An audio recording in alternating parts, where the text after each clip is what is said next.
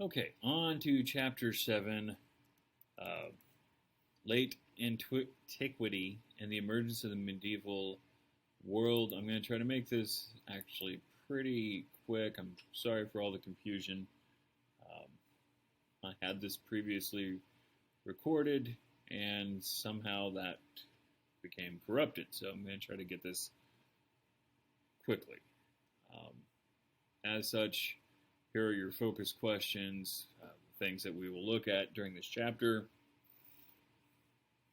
Here is a 15th century manuscript illustration of Clovis, his wife, and their 4 sons. Okay, so at this point, the Roman Empire as we know it has kind of split into two. It's gotten that large.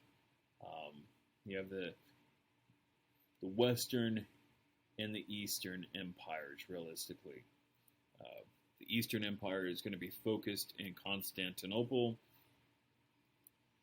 Uh, there's a lovely little song about that called Istanbul, but that's neither here nor there. But it's going to be in Constantinople, while in the West, it's going to remain in Rome.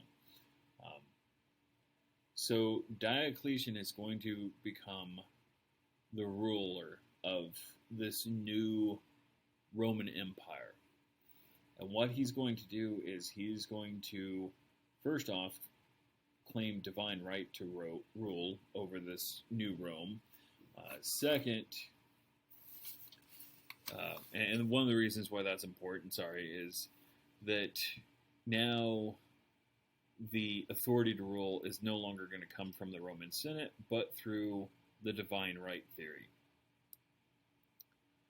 Now, one of the things that Diocletian understands is the fact that the Roman Empire has gotten too large, and so therefore he can't rule it by himself. So he's going to make what's called the Tetrarchy, which is the rule by 4. So essentially, what he does is he divides the Roman Empire into two halves, the Western and the Eastern half, like we just said. He will rule in the Eastern half, and he will appoint Maximian with the title of Augustus to govern the Western half. A few years later, what he's going to do is he will then appoint 2 assistants for Augustus and himself. They will have the title of Caesar. So you have the 2 main rulers of the East and West, and then you have their assistants with the title of Caesars.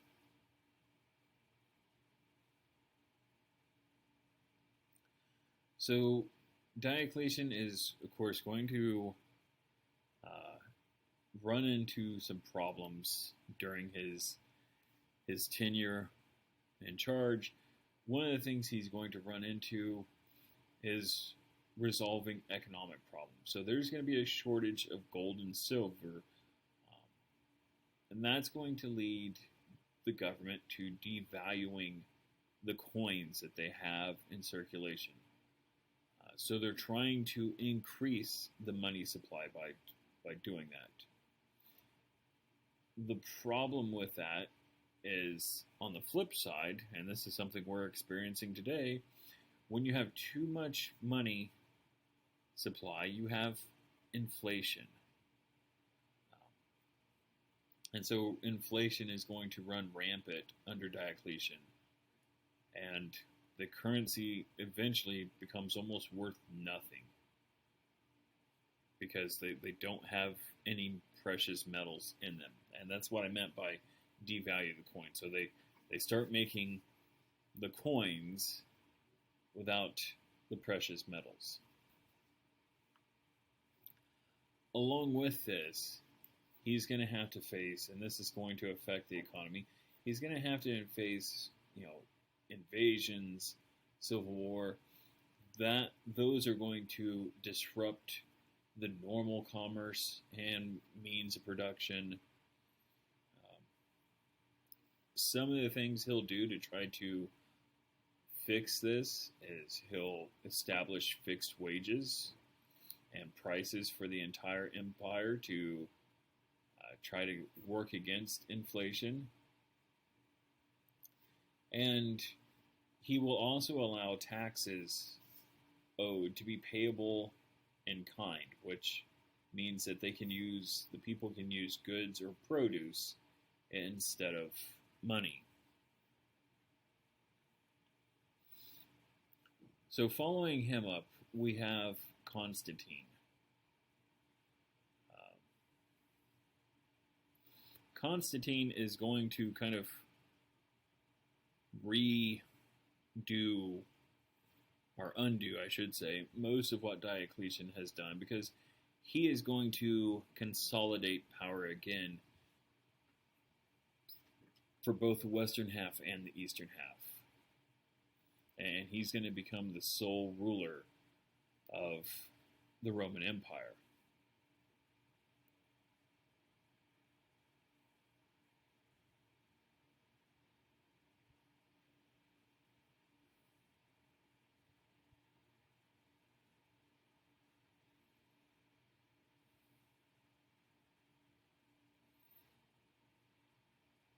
I'm sorry, scratch that. When I say the sole ruler, I mean like he is over. They still have the two halves. I just thought about this for a second. They still have the two halves, but he's going to be the one who's over everybody, and he will still be based out of the eastern half, and his capital will be Constantinople, hence the name. Now, what we start to really see during this time is we start to see the eastern and western portions of the Roman Empire really start to drift apart, both politically and culturally as well.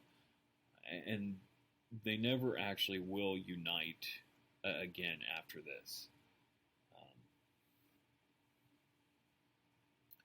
Another thing that Constantine will do is he will continue to, kind of like Diocletian, strip away power from the Roman Senate to the point where the Roman Senate actually just becomes a city council for Rome.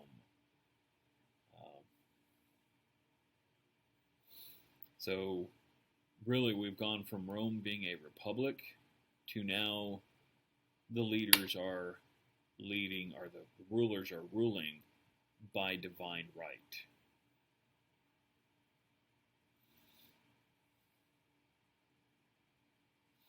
It goes as far as where officials are required to kneel before the emperor and kiss the robe as a sign of submission and respect. Another thing that Constantine is going to do is he's going to pass laws. They're actually going to lock people into their professions. He's kind of doing that to try to secure the economy. That way you can't have people jumping around. So, for instance, tenant farmers could no longer move from the land they worked or engage in other professions. Your profession became hereditary. So in other words, whatever your dad did as a job, you were going to do as a job. As soon as, your parent passed away, you took over. So in other words, what we're seeing is the start of serfdom. So people are being tied to the land.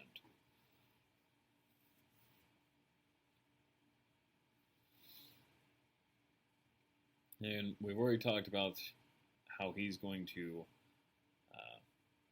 create Constantinople. That's going to be the new capital city. Some of the other things he will do is he will construct a huge hippodrome for horse racing. He'll have a vast amphitheater. And then under him, this is where we start to see, the move towards Christianity being accepted in the Roman Empire. Uh, Before that, including Diocletian, um, Christians had been persecuted, but under Constantine, they're going to start becoming more accepted. Um, and in fact, he will construct the St. Peter's Basilica in Rome. Supposedly, one of the reasons why they become more accepted under Constantine is they are about to go into a battle, and Constantine looks up in the sky and sees a cross, and with the words, "Under this emblem you shall win." So he orders all of his men to paint crosses on their shields, and then they win the battle. So again, here we have the divisions of Rome. We have um, the western, what we would call the western half, and then the eastern half over here.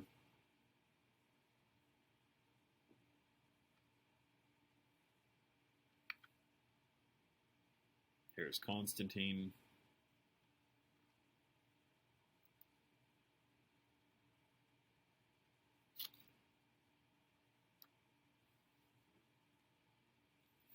Okay, and this is what I was just talking about, the conversion of Constantine. So it begins in 312 at the Battle of Milvian Bridge. That's where he saw this sign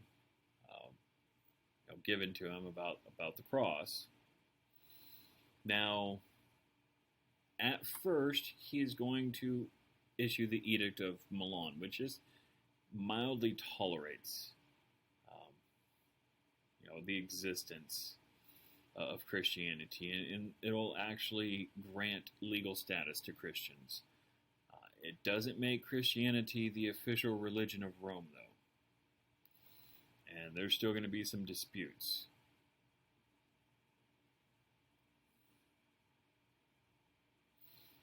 In fact, the official, or Christianity won't become the official until Theodosius the Great, who ruled from 379 to 395. He will actually make Christianity the official religion. And so then we'll kind of see the opposite side. So now Christian leaders are going to outlaw pagan religious practices. And they'll go through and strip Roman pagan temples of statues. They'll even go as far as making the old Roman state religion a treasonable offense. And then they'll also persecute Christians who go against the orthodox, if I could talk, doctrine. Another thing that will happen with the church is, under this point, is they will allow churches to govern their own clergy and have church courts using what's called canon law. So, one of the big problems for the Christian religion at this time in history was the threat of heresy. So that is the denial of a basic doctrine of faith. So as you can imagine, as Christianity is spreading, there's going to be contradictory and controversial interpretations. We're going to get Arianism, which is not the Aryan race that you find in World War II or things like that. This was actually created by priest Arius from Alexandria, and he kind of theorizes that Jesus was human, created by God, and thus not truly God, thus reasoning that Jesus was inferior to God the Father because God was incapable of suffering and did not die. So, obviously, from a Christian standpoint, they found that to be uh, heresy.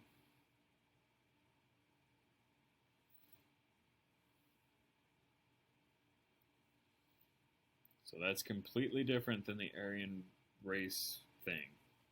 This is only talking about religion. So in response to that, we're going to get the Council of Nicaea in 325. It's summoned by Constantine to address heretical beliefs. The council is going to establish the nature of Jesus Christ and his relationship with God the Father. However, it's not going to end, of course, controversy. In fact, what we'll see is many German Goths will convert to what's known as Arian Christianity. But one of the things that makes this significant is the church is going to, the emperor is going to become more involved in church affairs. And the leaders of the church are going to start agreeing on a singular doctrine of faith.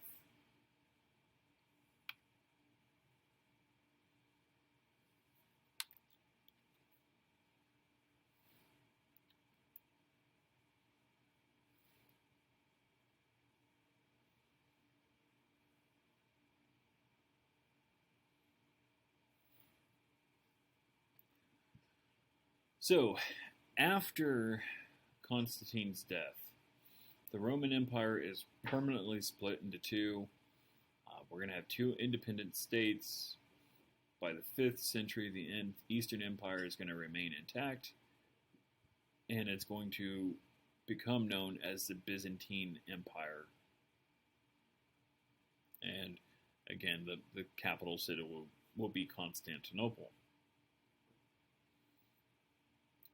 Now, during the 5th century, the administrative structure of the Western Empire is going to collapse, and it's going to be replaced by barbaric German kingdoms.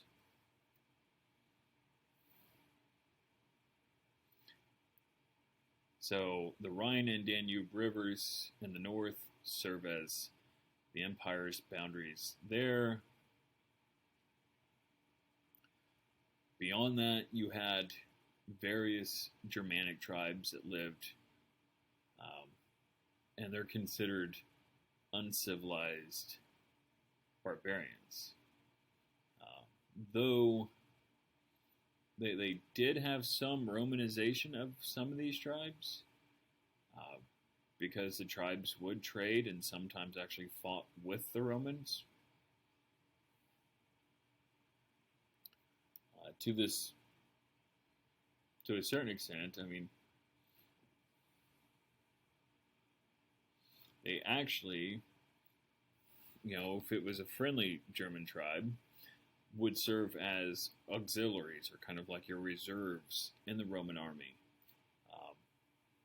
They could also be used as mercenaries by the Romans during manpower shortages of the 3rd and 4th centuries. And Rome would also use one German tribe, to fight another one.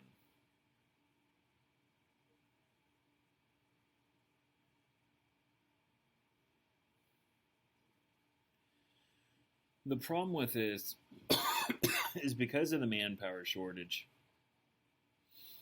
the Roman Empire on the west, they're going to start allowing more Germans to join the Roman military, to the point where most soldiers by the 5th century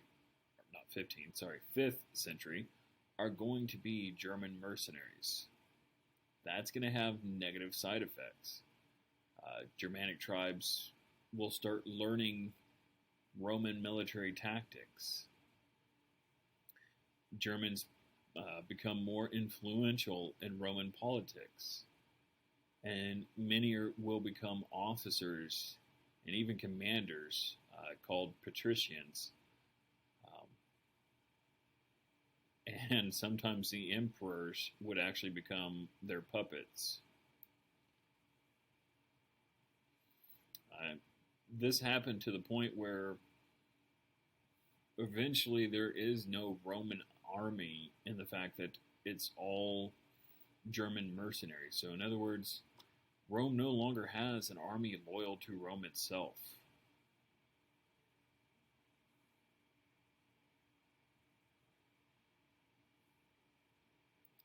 So by the time we get to 410 AD, Alaric is the leader of the Visigoths. He has fought for the Roman military. He's passed up for promotion. He becomes angry at the mistreatment of the Visigoths by Rome, and he wants land for his people to be able to settle in. Rome is going to refuse, so he's going to invade and lay siege to Rome.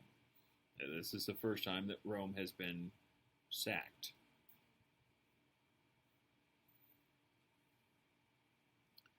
Then, not too much longer later, in 455, Gassieric, leader of the Vandals, will sack Rome. And then, a short 21 years later after that, Odoacer deposed the Roman Emperor Romulus Augustulus.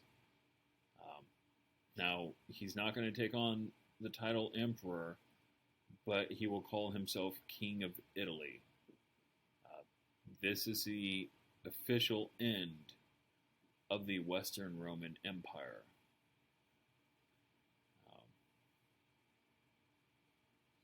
Now, what's going to happen is the Eastern Roman Emperor, Zeno, he's going to be fearful of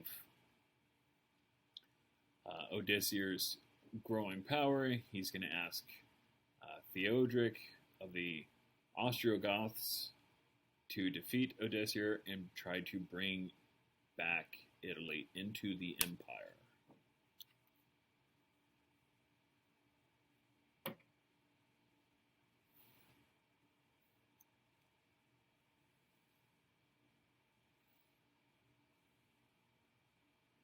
Oh, well. Okay, so I just talked about all that. Sorry. Went a little bit ahead of myself. So here's our timeline for this part of the chapter.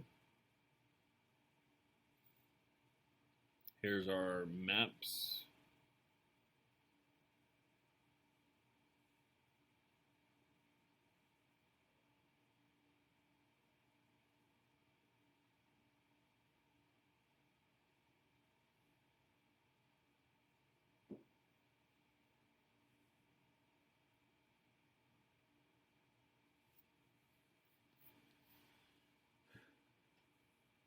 So,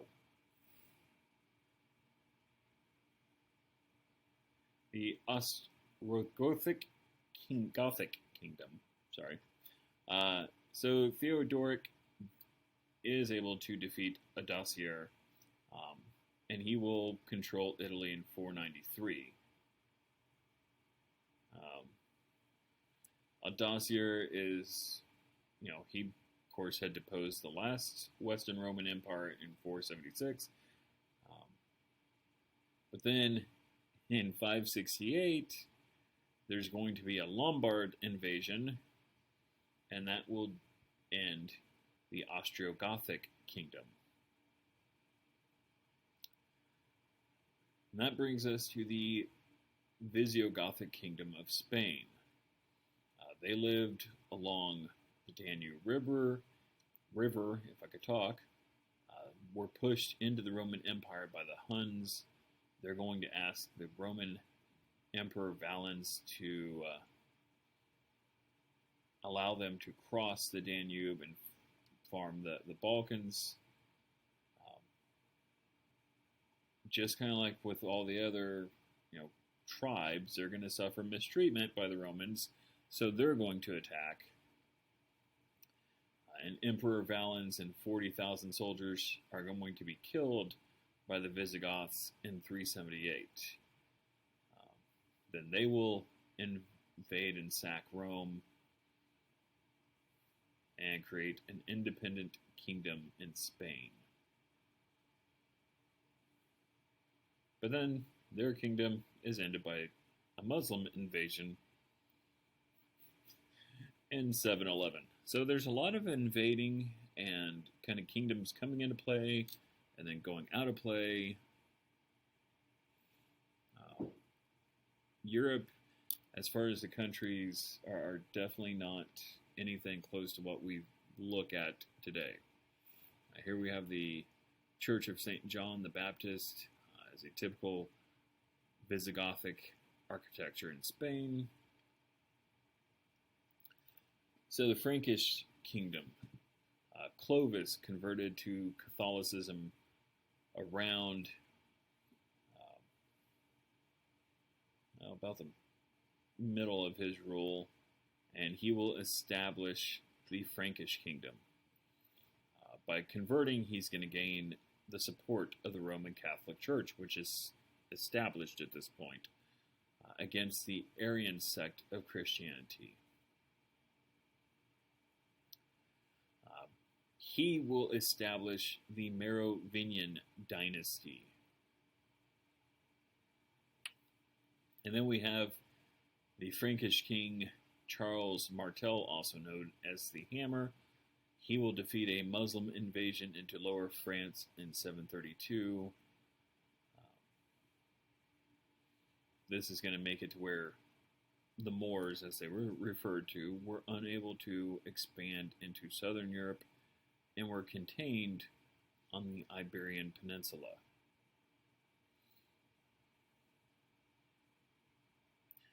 So that brings us into the Anglo-Saxons. So Rome had left Britain in 410 AD.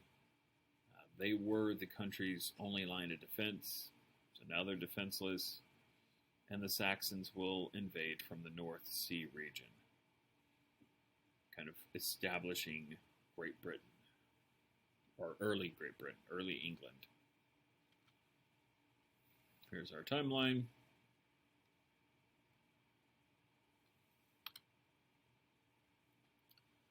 Okay, development of the Christian church. So the church follows early church intellectuals who wrote in Latin and influenced the development of the Catholic Church in Rome. Augustine wrote on the relationship between secular government and the church. Government exists because of sin and was necessary to keep peace in order to pursue a true Christian life on earth. He's going to encourage celibacy, but promotes marriage.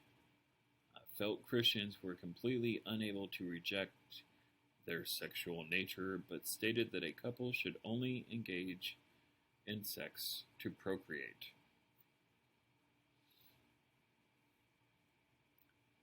And then he is with Jerome. Jerome will, well, not really with Jerome, but they're in the same time period. Jerome will translate the Old and New Testaments into Latin. Latin Vulgate, which is the common text of the Scriptures, became the standard edition for the Catholic Church during the Middle Ages. Ambrose will advocate for separation of church and state.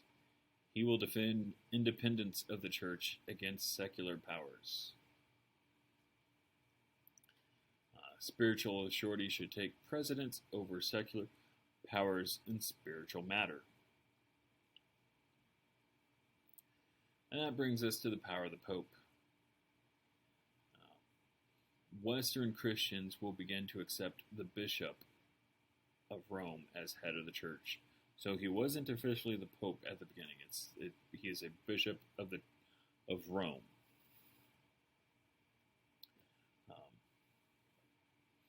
So that brings us to the doctrine of Pietrine supremacy.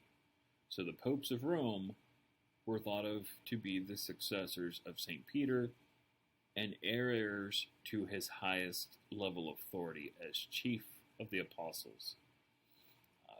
Peter is considered to be the first bishop of Rome, and subsequent bishops were considered his successors. So by the 5th century, bishops of Rome are using the title of pope from the Latin word papa, meaning father.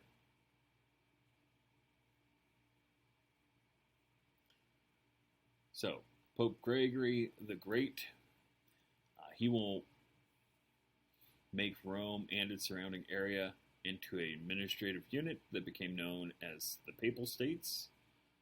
He will secure papal temporal power. He'll provide for the defense of Rome against the Lombards and establish a government for Rome. And he will also extend the papal authority over the Christian church in the West. And what all this is going to lead to is, this is actually going to lead, and I know I kind of skipped over this and now I'm going back to it, it's going to lead to a breakup, or allow the bishops in the breakup of the Western Empire to play a more active role in politics.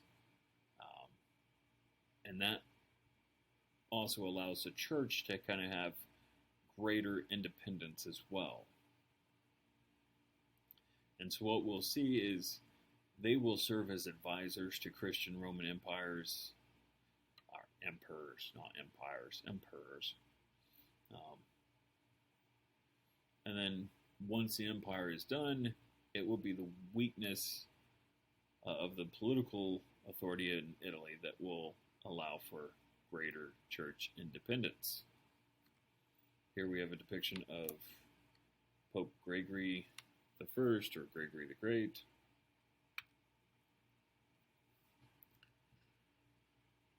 All right, so monks, monasticism believe that one should forsake all civilized society to pursue spirituality.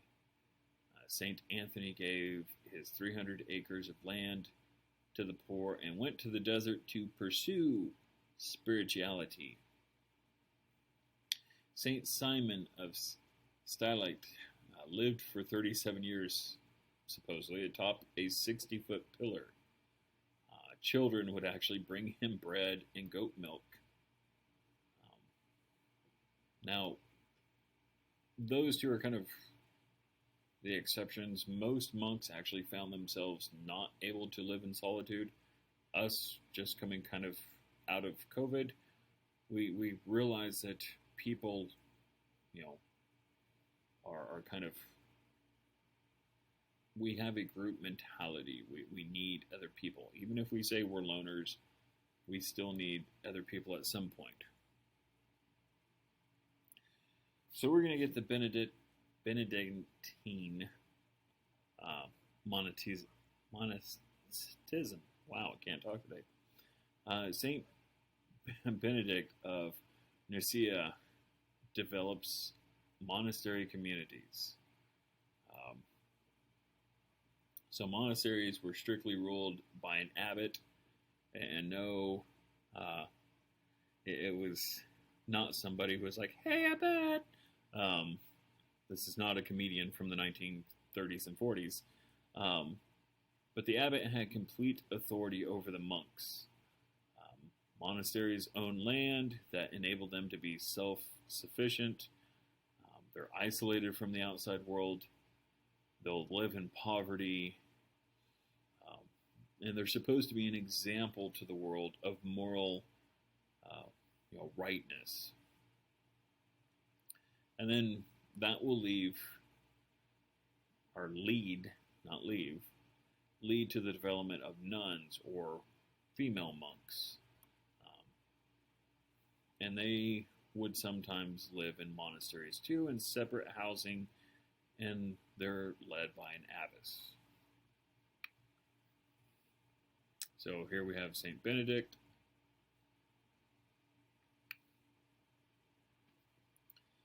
All right, monks as missionaries. So Saint Patrick, no, he's not just this, guy that, every year in March people drink green beer and stuff like that. He was an actual person. He was a monk, and he is known for helping convert Ireland. That's why he's famous in Ireland. Supposedly, he also drove out, if you believe the mythology behind it, he drove out all the snakes from Ireland because Ireland is one of the few places in the world where there are absolutely zero snakes. So the Irish church is going to develop differently than the rest of Europe due to the fact that it doesn't have a Roman influence. The monasteries, instead of bishoprics, will become the basic units of church organizations. This is going to lead it to where abbots are actually more influential than bishops in Ireland. And then we have Augustine, a monk from Rome, will help convert England. He will convert the Anglo-Saxon king Ethelbert. And then they will kind of bring in pagan holidays and feasts and incorporate them into the Christian calendar. For example, Christmas, December 25th. It used to be a pagan holiday for the celebration of the winter solstice. And of course, now we all know it as Christmas. Here we have the Book of Kells, a map of the spread of Christianity.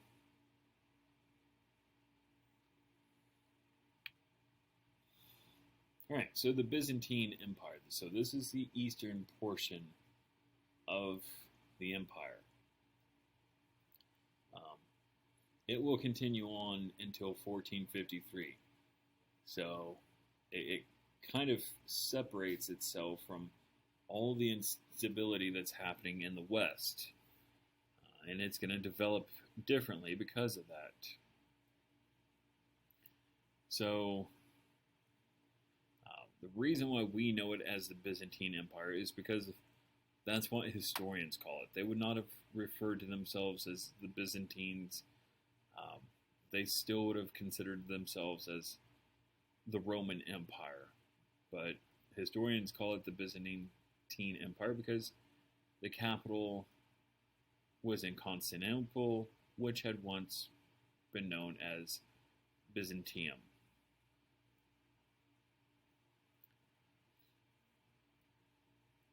At its highest point, the Byzantine Empire will seek to try to reunite and reconquer the Western Empire. Of course, we already know this isn't going to happen. Now, they are going to, through General Belisarius, they're going to lead armies that will conquer North Africa, Sicily, and some of Italy, but not the entire empire all over again.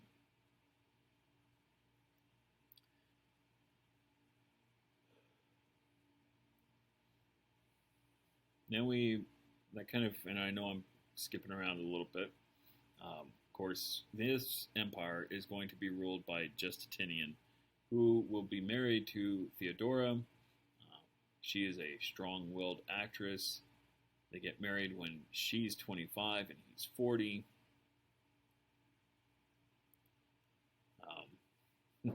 There was supposed to be a law that says that government officials are not supposed to marry actresses. So Justinian, being the emperor, changes the law to where they can get married. Some of the controversy around her, though, was the fact that it was rumored that she had worked at a brothel,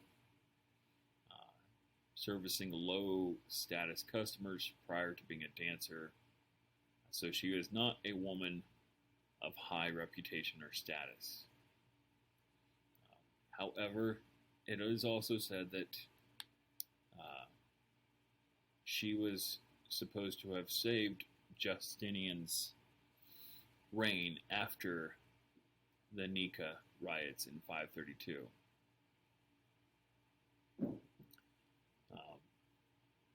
Justinian is also going to be one for big kind of internal improvements. He's going to improve the public works in Constantinople, build new roads, buildings, public baths, improve the city walls, and he will build the Church of Hagia Sophia. Hagia Sophia. So, this is the Justinian, or the Byzantine Empire before Justinian, and these are the lands that he gains. Now, he regains Rome, but he doesn't regain all of the empire.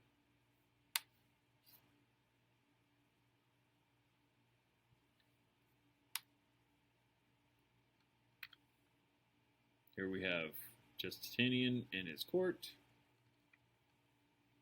Empress Theodora and her attendants, and a map of what Constantinople looked like. And here's the Hagia Sophia.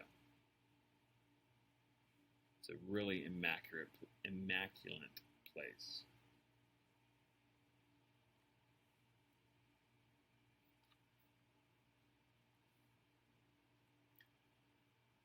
So one of the things with, as far as the legacy of Justinian goes, is he is going to leave the Eastern Roman Empire with a lot of different problems. Again, too much territory to effectively govern. Also, because of his building programs, they're going to be bankrupt. They are also going to be devastated by the plague. And they are kind of surrounded by foreign invaders. So he is going to have to give up his conquest of the Western Empire to focus on saving what's still in the East. While this is all going on, we start seeing the Islamic religion being created, which we'll talk about later on in this chapter. And they will start conquering the Eastern Roman Empire. So they'll conquer Syria and Palestine in 636, Egypt in 642, and Mesopotamia and Persia in 651. They will threaten Constantinople in 672, but they're beaten back through the use of Greek fire. So that's going to greatly reduce the size of the Eastern Empire. And then they also face threats from the Bulgarians conquering the lower Danube Valley in 679. As far as life in Constantinople goes, it was the largest city during the Middle Ages, the center of the Byzantine Empire in commercial activity. It was the chief... Can I have your attention, please?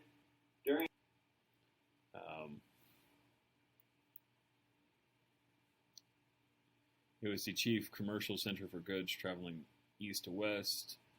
Christian monks smuggled silkworms from China and began a silk industry and controlled a monopoly on silk cloth. Extremely strong walls prevented overland sieges, and a strong navy prevented capture from the sea. So the Eastern Christian Church in the Byzantine Empire, it's less independent than that of the West. The emperors will play a crucial role in the affairs of the church. It's understood to be God's representatives on earth, portrayed as being ordained by God to govern. The Christian rulers will be crowned in sacred ceremonies with his subjects prostrating themselves in his presence. Power was considered absolute. And then iconoclasm. Religious fervor for Christianity grew. Enormous talent was poured into religious art, church construction, church ceremonies, and church decoration. Iconoclasm emerged as a movement that opposed the use of religious icons. So in 730, Leo III outlawed the use of icons. Leo used iconoclasm to increase the prestige of the Bishop of Constantinople over the Bishop of Rome. Popes in Rome were in favor of icons, while bishops of Constantinople were against them. So this is going to split the church between Roman Catholicism and Greek Orthodoxy. It won't actually officially occur until 1054, but this is kind of the start. And iconoclasm was an important part of that.